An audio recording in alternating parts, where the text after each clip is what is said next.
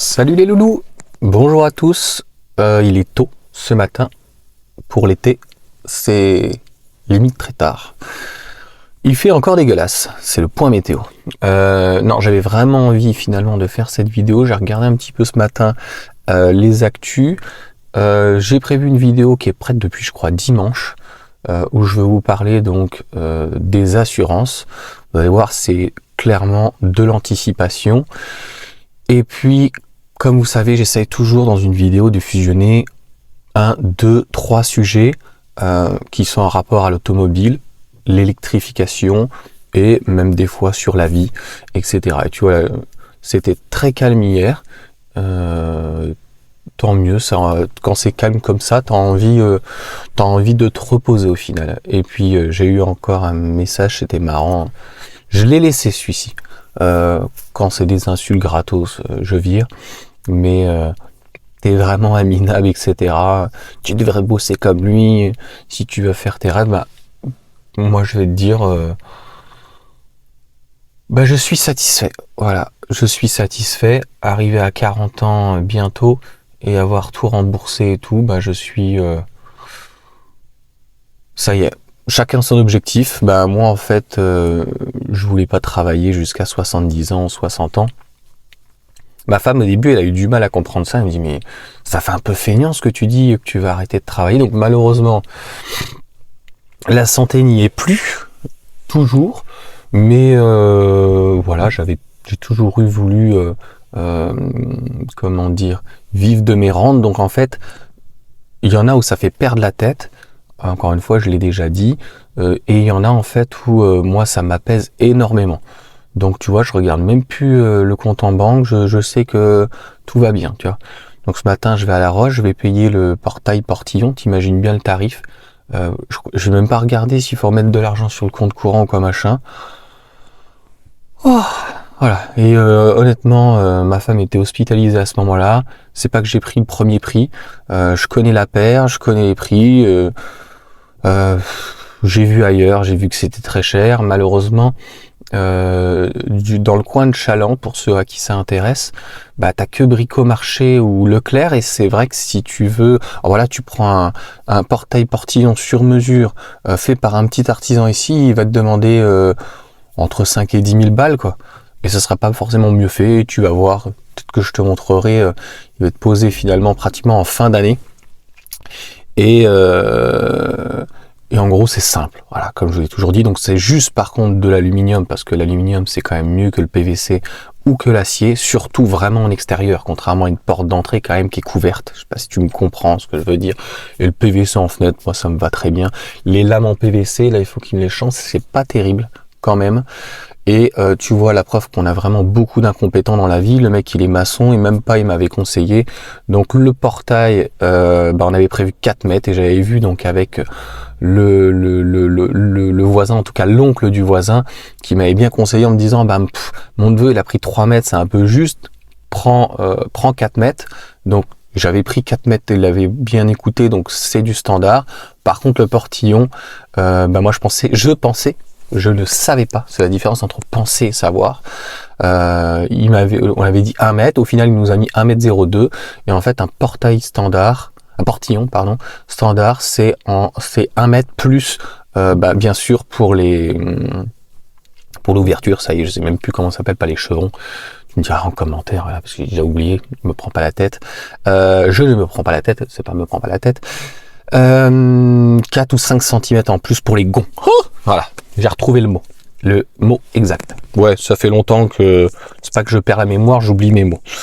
Donc, on va passer au petit générique et c'est parti.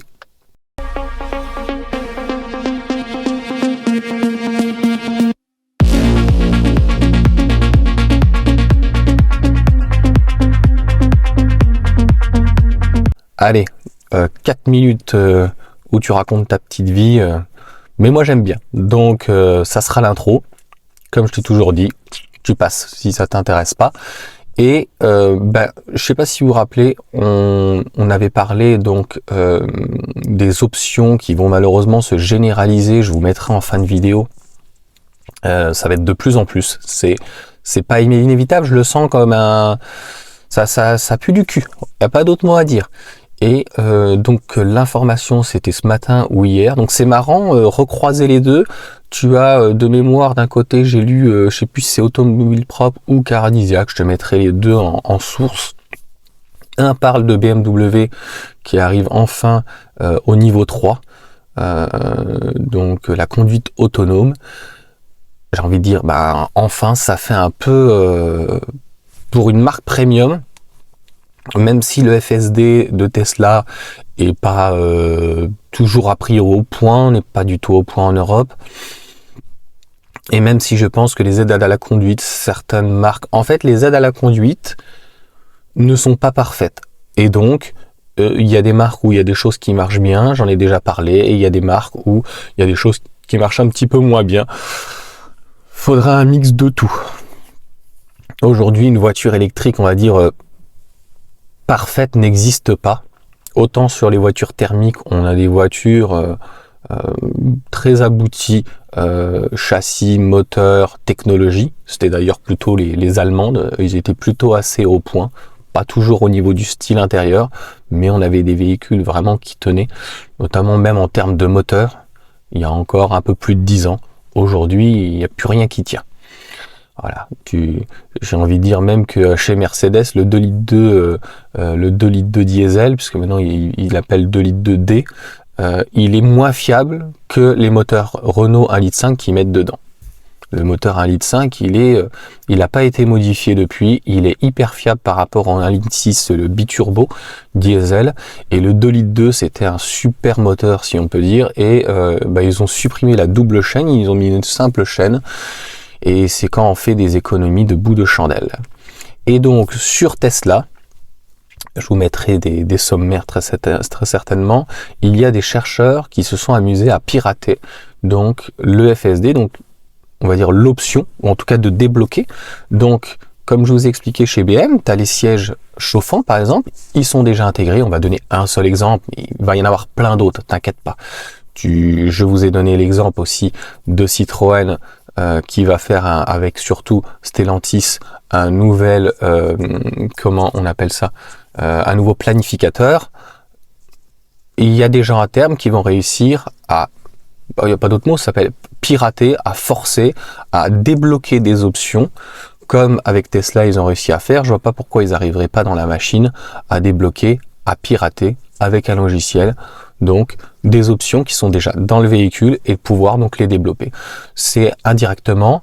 Alors on va commencer au tout départ. Moi je me rappelle quand j'étais jeune, il y avait les disquettes et c'était déjà le cas. On se refilait les disquettes.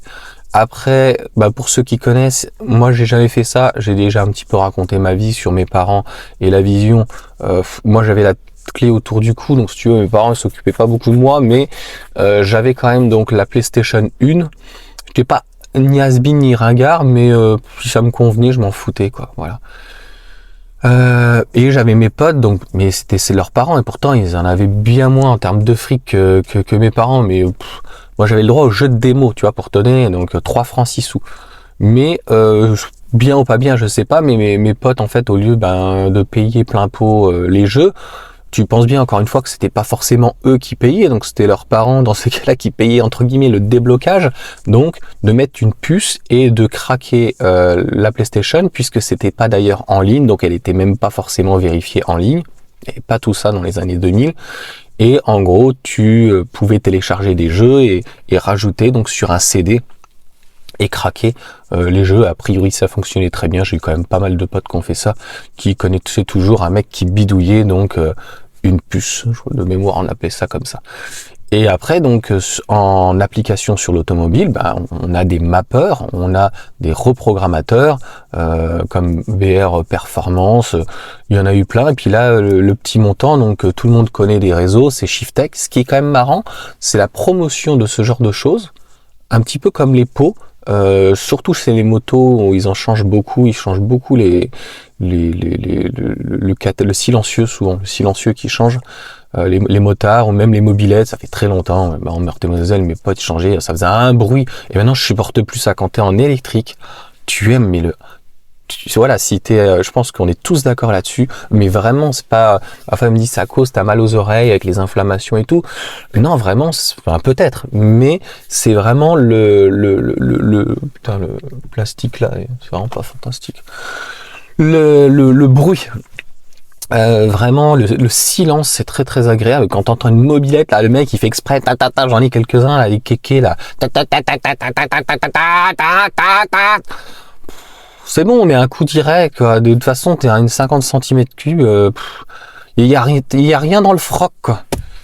Enfin bref, et bah les mappeurs, ils vont peut-être devoir faire comme Total Energy et se reconvertir dans ce genre de choses de reprogrammation, et comme j'ai dit, qui est quand même interdite, et c'est tout le paradoxe, c'est que un échappement, un silencieux est autorisé à la vente, mais normalement t'as pas le droit de le monter.